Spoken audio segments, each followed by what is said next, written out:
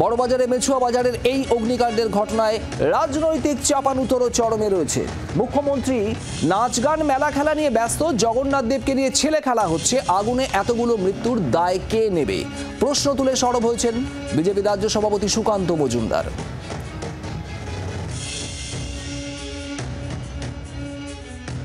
উত্তর কলকাতায় আবার বড়বাজারের পাশে মেছুয়া বাজারে যেভাবে 14 থেকে 15 জন, যার মধ্যে শোনা যাচ্ছে শিশু এবং মহিলাও আছে, তাদের জীবন চলে গেল। প্রশাসন সম্পূর্ণরূপে ব্যর্থ এবং এই অগ্নিকাণ্ডে যাদের জীবন গেল এটাকে মার্ডারই বলা উচিত, এদের দুর্ঘটনা বলা উচিত না। মাননীয় মুখ্যমন্ত্রীর তো হোদবোধ নেই, তিনি ওদিকে নাচ গান মেলা কালচারাল সেন্টার এই করতেই ব্যর্থ।